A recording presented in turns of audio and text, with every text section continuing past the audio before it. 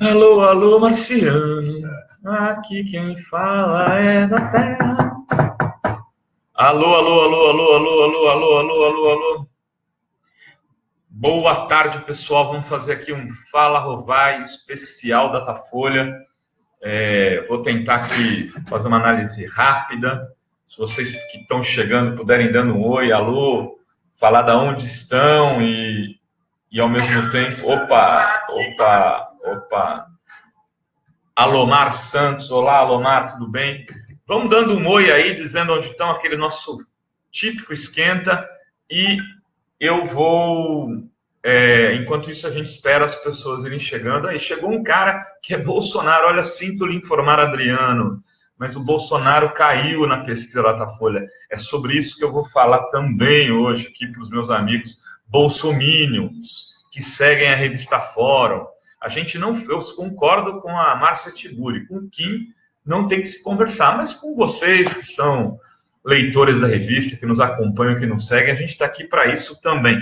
Antônio Amorim, oi, Antônio Amorim, Rondônia, Gilmara Franco de Rondônia, muito legal, Mossoró, Márcia Bezerra, Rio Grande do Norte, Jerônimo, é melhor já ir se acostumando, bye bye Bolsonaro, exatamente, bye bye Bolsonaro.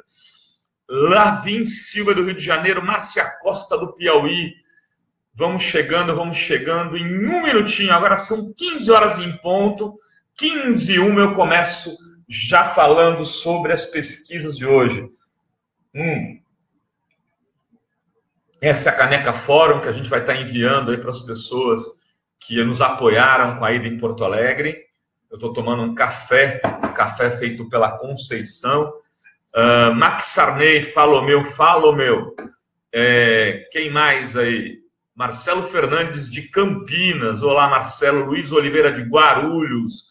Max Sarney Almeida. Eu quero uma caneca. É fácil, Max. Vai ter para vender caneca, mas quem apoia, aí tem um apoio que a gente está precisando para poder tocar o site novo e tal, ganha caneca. Tem uma contrapartida. A gente vai fazer uma coleção de canecas. Hoje eu estou falando aqui da revista Fórum, da nossa redação. Ali ao fundo vocês veem o glorioso Julinho Bittencourt, que é um dos nossos redatores aqui. E, enfim, vamos começar. Seguinte, eu acabei de produzir um texto, está na página da Fórum, e o título é que o Lula, se for candidato, está eleito, e se não for candidato, deve eleger alguém da prisão. Se é isso que as pessoas estão querendo, né, justiça brasileira e os golpistas como um todo estão projetando, o Lula preso aí em coisa de 1 mês, 2 meses, eu acho que talvez até antes, tenho defendido essa tese, que eles vão botar umas algemas no ex-presidente da República, vão levar para uma prisão federal e depois podem até soltar, porque eles já fizeram a foto da algema. Eu acho que isso é mais rápido do que as pessoas estão imaginando, mas em qualquer cenário desse, pelo Datafolha de hoje, o que a gente tem é o seguinte, é o Lula ganhando, se não ganhar, faz ganhar um candidato. A pergunta que parece um tanto capciosa que a Folha faz é assim, se o Lula apoiar tal candidato, você votaria nele? Poderia votar nele ou não votaria nele? Metade da população brasileira ou votaria ou poderia votar num candidato desses. 29% votariam com certeza. 29% é o quê? 29% é o primeiro colocado numa pesquisa num cenário sem Lula. Ou seja, a interrogação, o chamado candidato apoiado pelo Lula, num cenário abstrato, né, disputando com Alckmin, Ciro, Marina, Bolsonaro, Dória, contra todos os candidatos, esse cara teria 29%. O Bolsonaro, no seu melhor cenário, tem 19%. O Alckmin, para chegar em 11%, tem que estar fora da eleição o Lula e a Marina Silva. O Alckmin, vejam, ele foi 4 vezes governador de São Paulo, está no seu 4º mandato como governador. E com tudo isso, ou seja, no maior estado da federação, com uma imensa quantidade de eleitores aqui, aproximadamente 30 milhões. O telefone insiste em tocar, as pessoas gostam de me ligar exatamente na hora que eu estou aqui falando com vocês. É engraçado que o cara fala, pô, vou aproveitar que ele está falando e vou ligar. E, em resumo, e com tudo isso ele tem exatos 11% nesse cenário sem Marina e sem Lula. O Dória, que era o grande candidato das elites, que estava se apresentando como futuro presidente da República já no começo do ano, falava e estava enfeitando a cidade com bandeiras do Brasil em vários pontos, tal. Falava do Lula como se ele fosse um cara já fora do jogo.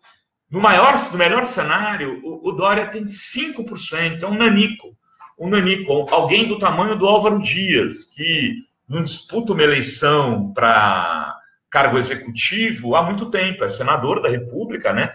Em mandato, se elegeu na última eleição para senador, há 4 anos atrás, mas não disputa para governador do estado, sei lá, há 3 eleições no Paraná.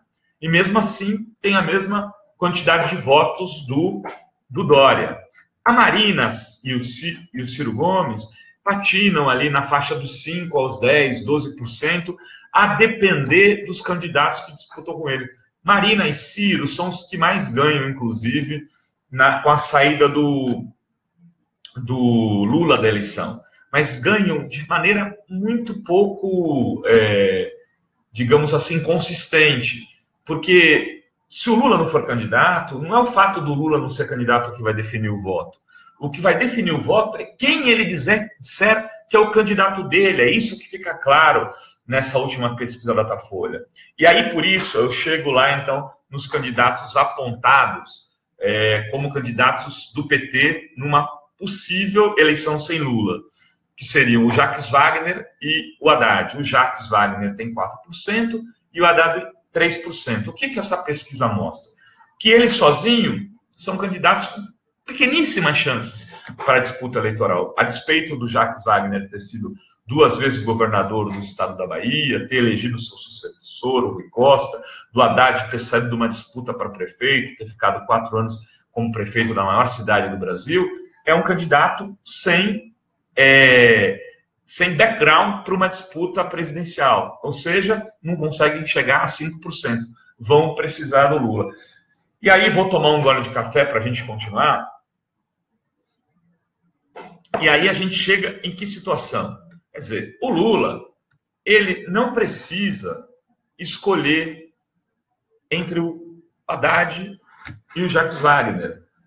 Essa é uma questão que está colocada. Eles podem escolher, e eu já brinquei outro dia aqui, pode escolher a dona Clotilde, porque tanto a dona Clotilde, quanto o Jacques, quanto o Haddad, provavelmente sairão do mesmo patamar. Ou a Manuela, ou, quem sabe, sei lá, um outro candidato que surgisse agora. Então, ele pode escolher para fazer a disputa, é evidente, eu estou usando aqui uma caricatura, mas ele pode escolher, por exemplo, o Patrus Ananias, que foi o seu ministro do Bolsa Família, foi um ministro muito bem avaliado, é um mineiro, vem do estado grande. Se ele falar, não, eu confio mais no Patrus do que para a eleição, para governar, do que no Jacques Wagner ou do que no Haddad, ele pode escolher porque o patamar é muito semelhante. Vai ser muito semelhante. Se você colocar na cédula aí, fizer um cenário com o Patrus, vai ser muito semelhante ao dos outros candidatos do PT. Se ele falar, não, eu vou de Celso Amorim, por exemplo. Celso Amorim foi meu ministro das Relações Exteriores, ele tem entrada internacional, é nacionalista, não é um petista clássico, gosto dele, confio. O patamar vai ser muito parecido e vai depender muito do quanto ele apoiar esse candidato. Vamos supor que ele escolha a Gleisi, vai ser mais ou menos a mesma coisa. O único nome que, se o Lula apoiar, tem já, digamos assim, algum capital político próprio do ponto de vista das intenções de votos. Vejam bem o que eu estou falando, eu não estou falando de algo... não estou querendo ser desrespeitoso com esses candidatos que eu citei.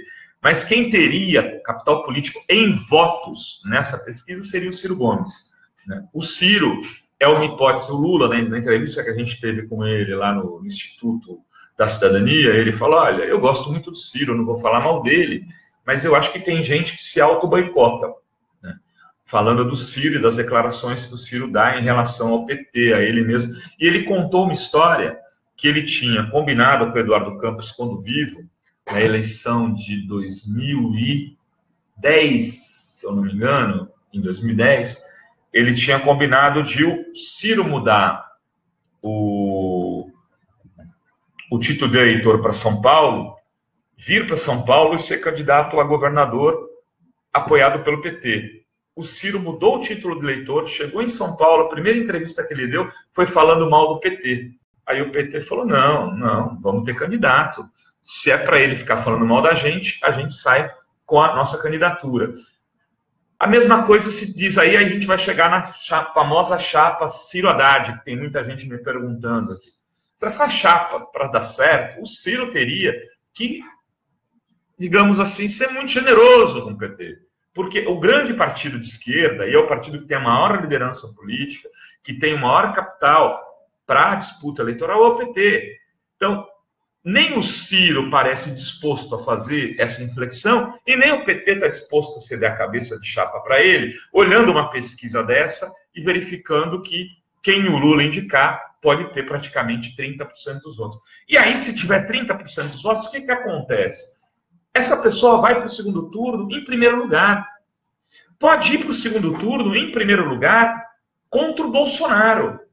Se for em segundo turno, vamos lá, vamos aqui fazer uma projeção. Segundo turno, o Jacques Wagner e o Bolsonaro. Quem vocês acham que ganha? Eu acho que ganha o Jacques Wagner. For para o segundo turno, o Patrus Ananias e o Bolsonaro. Quem vocês acham que ganha? Eu acho que ganha o Patrus. Se for o Celso Amorim, quem vocês acham que ganha? Eu acho que ganha o Celso. Ou seja, qualquer candidato que for para o segundo turno com o Bolsonaro tem imensas chances de se tornar presidente da República. Essa é a aposta do Alckmin hoje. O Alckmin acha que ele, construindo um acordo com uma série de candidatos do centro, ele pode ser esse candidato a ir para um segundo turno, ou com o Bolsonaro, ou com alguém à esquerda que não seja o Lula, porque o Lula já é mais complicado. Então, por isso, precisa tirar o Lula do jogo.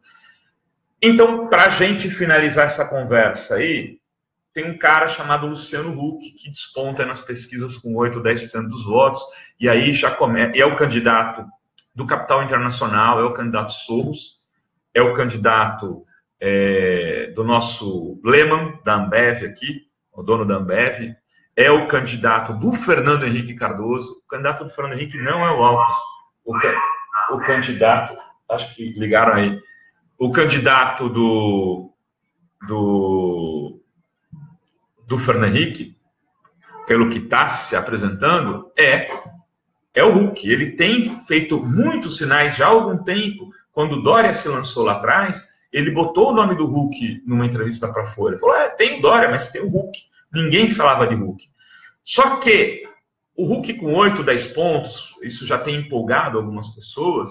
É importante lembrar que quando o Silvio Santos, em 89, saiu candidato a presidente da República contra o Collor, Lula, Brizola, Covas, Afif e grandes nomes da política nacional, não era contra Bolsonaro, não era contra, com todo respeito, candidatos que estão se apresentando hoje,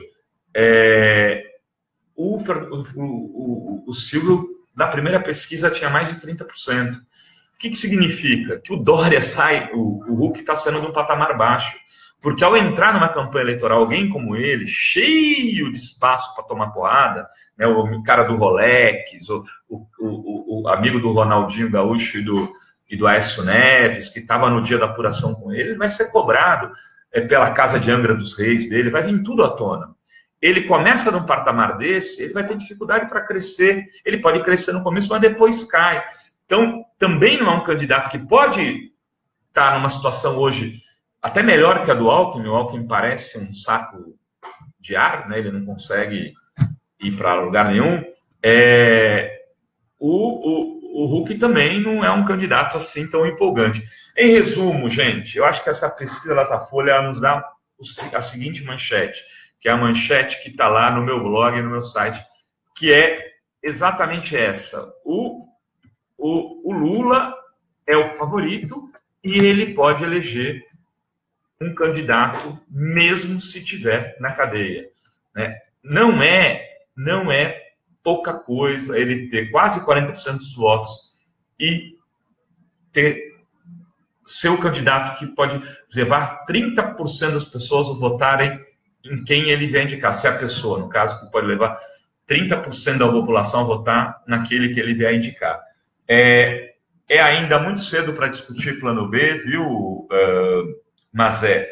O Flávio Dino disse uma coisa, aliás, o Flávio Dino é um outro nome, que se numa situação sem Lula, que deveria ser considerado. É um cara que foi juiz, que conhece o judiciário a fundo, que tem, que conseguiu derrotar uma oligarquia no Maranhão, sabe como lidar com esses meios de comunicação picaretas, porque lidou com eles no Maranhão, tem feito um governo que é o governo mais bem avaliado do Brasil atualmente, segundo pesquisa do Globo, né? E é um cara habilidoso, conseguiu construir maioria na Assembleia Legislativa do Maranhão, não deveríamos deixar de fora das possibilidades, mas não é hora de discutir plano B, como disse o Flávio Dino anteontem, porque é o seguinte, quem estiver discutindo o plano B agora, na verdade, está abrindo mão, né, da candidatura Lula.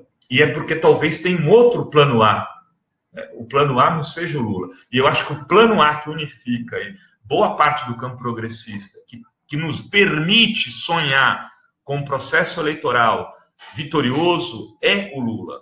E é esse que tem que ser preservado até os últimos minutos do segundo tempo. Porque se lá na frente, se tiver que trocar um candidato, quem tem que decidir isso é quem está com a bunda na seringa, é quem está dando a cara para bater, é quem está enfrentando esse processo todo de forma sóbria, tranquila e guerreira, que é o ex-presidente Luiz Inácio Lula da Silva. Ele vai ter que, assim, e não tem esse papo, caudilho, não é caudilho, é liderança política, o cara que tem voto, sabe? Quem tem voto num processo como esse é que tem o direito de decidir quem que vai seguir a trilha daqueles votos que ele tem. Então, gente, eu queria agradecer de novo, a gente fez esse rápido papo, porque hoje à noite eu tenho um compromisso, eu disse para vocês que faria isso de vez em quando, né, e entrando assim, e o Requião, Rovai? Pois é, o Requião também é um bom nome, eu não acho o Requião um mau nome, não. É um cara que enfrentou, foi muito solidário com o governo Dilma, com o governo Lula, sempre muito crítico também, é um cara que tem trajetória de centro-esquerda, não deveria ser desprezado como nome. Pois é, por isso que eu não estou falando de um nome.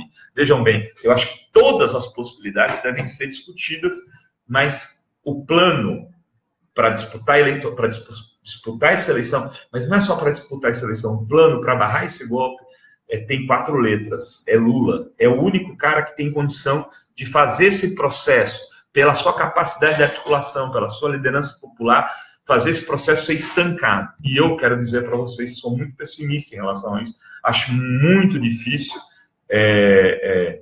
esse golpe não ser, digamos assim, interrompido nesse processo eleitoral de 2018. Acho que eles vão fazer de tudo o que tiver ao alcance, inclusive, se for o caso, criar uma crise institucional, uma guerra civil, para adiar as eleições. Eu não descarto nenhuma possibilidade, porque o que a gente viu lá, por exemplo, no jantar da Carmen Lúcia, foi o pessoal da Shell, da Coca-Cola, da Siemens, organizada lá pelo Poder 360, né, que, pelo jeito, faz o jogo do poder, dos poderosos, né, isso que parece que é o site. Eles fazem um jantar, chamam a Carmen Lúcia e vão discutir o que? O cenário político. Aí a presidente suprema diz, não, fiquem tranquilos, o Lula, esse aí já era, esse é com a gente, e segue o jogo. Então, se eles estão fazendo articulação nesse plano, não dá para a gente ser ingênuo e achar que a coisa é tranquila, que quem o Lula escolher e tal. Mas se o Lula puder escolher, se ele puder mandar cartas da prisão dizendo o que ele acha da pessoa que ele escolheu, essa pessoa, na minha opinião, está no segundo turno. Queridas e queridos, beijos. Vamos continuar aqui fazendo a Revista Fórum da melhor forma possível. Agradeço a todos que têm nos apoiado, assinando, aí, sendo sócios do projeto. Tem muita novidade para vir. O site novo está pronto, está muito legal. Ele já está na internet, mas ele ainda está num esquema escondido. A gente vai virar ele no carnaval. Ele vai vir com novas coisas de pesquisa. A gente vai implementar aos poucos. As canecas como essas, estão sendo finalizadas e vão ter outras com frases de personalidades, de filósofos. Em resumo, estamos aqui batalhando para poder fazer um jornalismo um pouco mais livre, um pouco mais independente do que dessa mídia intoxicada que está operando o golpe com os setores empresariais que a gente nem conhece de fora e de dentro. Beijos a todas, beijos a todos, até a próxima.